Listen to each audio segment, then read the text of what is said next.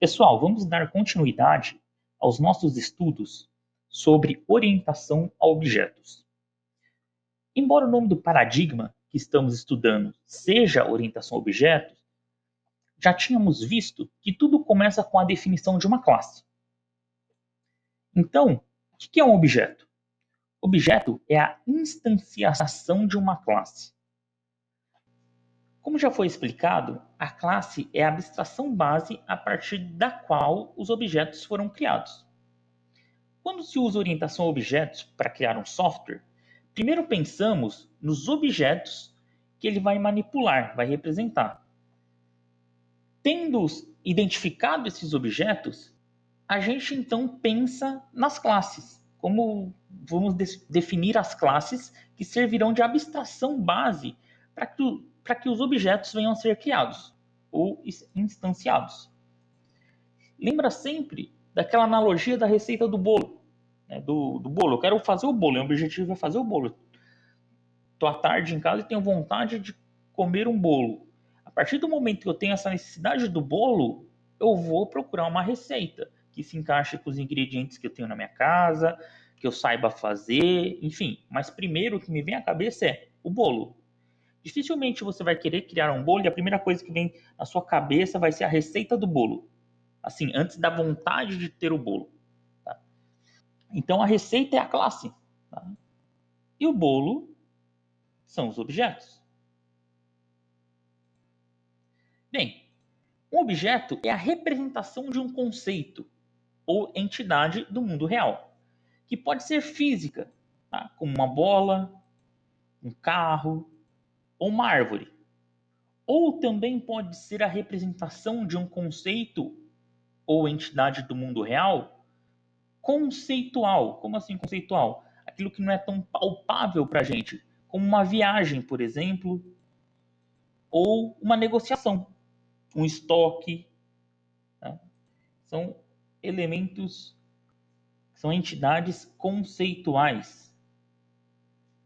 Para esse conceito de entidade, deve ser definida inicialmente uma classe a partir da qual posteriormente serão instanciados os objetos. Contextualizando melhor, imagina que temos um software de fluxo de caixa. Logo, um conceito que ele teria que manipular seria uma conta. Então, deveríamos criar uma classe chamada conta.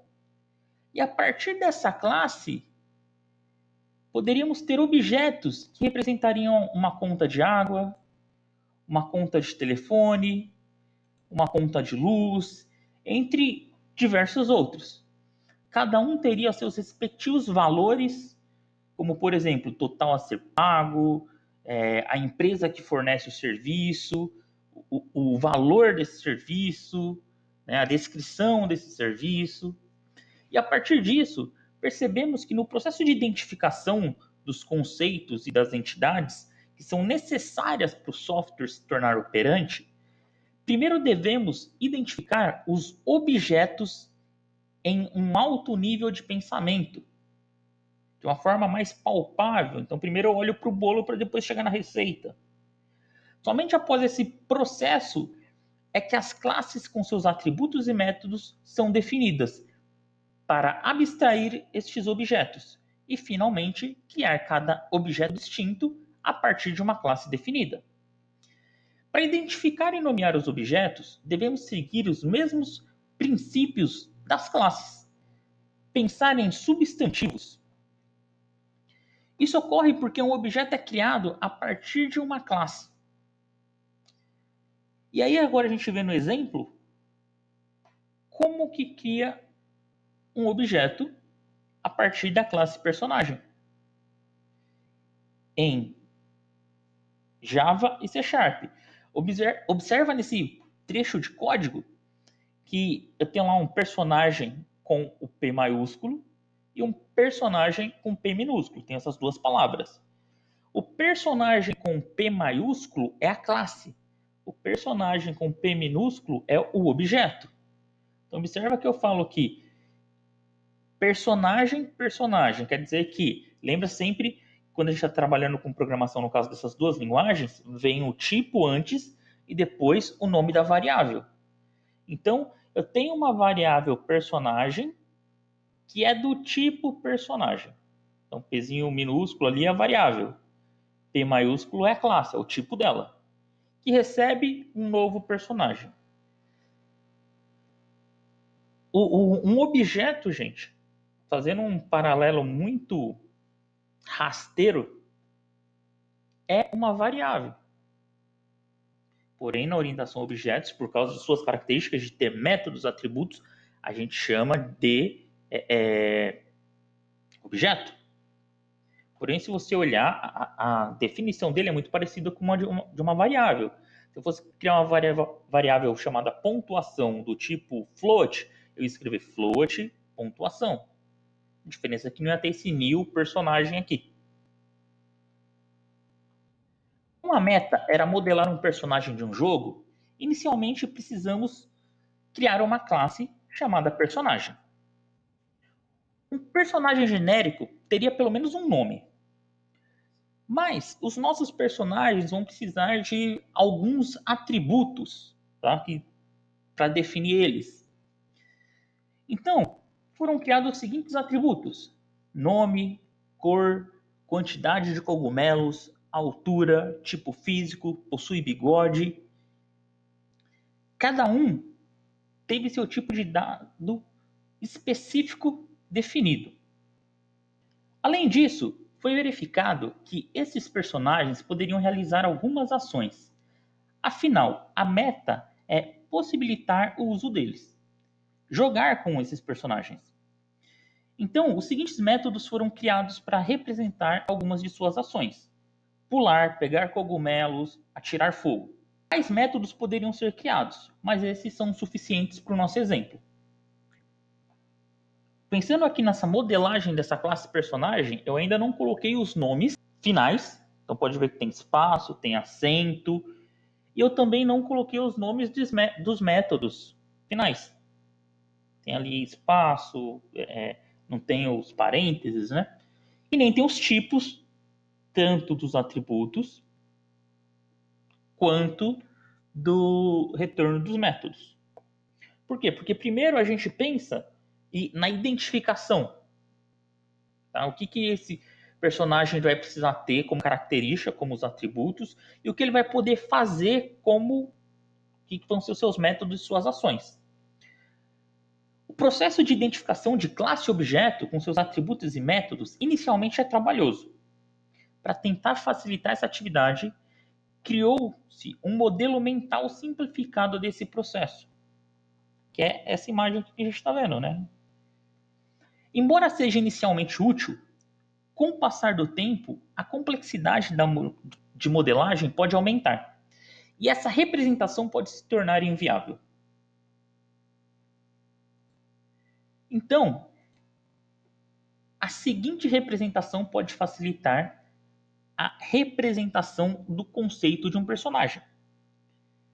Olha aqui, ó, essa imagem que a gente está vendo aqui, que agora sim já está com os nomes finais dos atributos e dos métodos, está com seus tipos definidos, e olha como fica mais simples e mais limpo. E ela se constitui da seguinte maneira: 3 caixas, né, 3 seções, uma para o nome da classe, uma para o atributo e uma última aqui para os métodos. Essa figura a gente chama de classe. Então ela é a representação visual de uma classe. Nota-se que essa forma é mais resumida e próxima do que será codificado. Essa representação não foi inventada agora. Tá?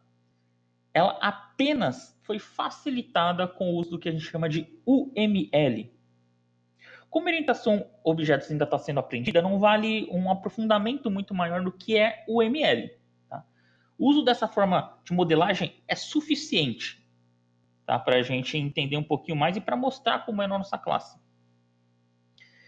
Mas se você quiser estudar um pouquinho mais sobre o UML, eu aconselho muito, e com a utilização da orientação a objetos, ela vai acabar sendo uma necessidade natural. Tá? O UML, tá? Só dando resumo muito rápido, é uma linguagem gráfica de modelagem de sistemas orientado a objetos.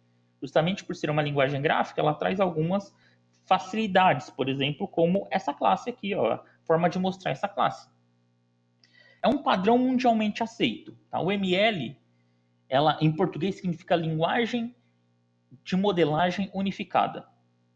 Ela provê várias notações gráficas para facilitar o processo de modelagem de sistemas orientados a objetos. Vale a pena aprender um pouco mais sobre ela. Voltando aqui ao nosso exemplo, né, e utilizando essa forma de modelagem apresentada, é necessário usar a classe personagem para, assim ser possível, criar os objetos desejados e poder manipulá-los. Para isso, eu trouxe aqui ó, o código da nossa classe sendo utilizada e criando os personagens. Então, olha lá, ó, agora com exemplo mais palpável. Ó. Eu tenho lá, personagem Mario é igual novo personagem. E a partir daí eu começo a definir os atributos do personagem Mario, ó, o nome, a cor, a quantidade de cogumelos, a altura, tipo físico e bigode, se possui bigode. E aí, logo abaixo, dando continuidade, eu tenho o personagem Luigi sendo criado. E também a definição de todos os seus atributos.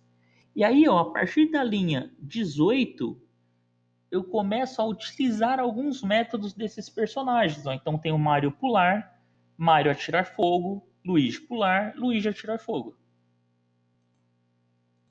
E aqui eu tenho o mesmo código em C#.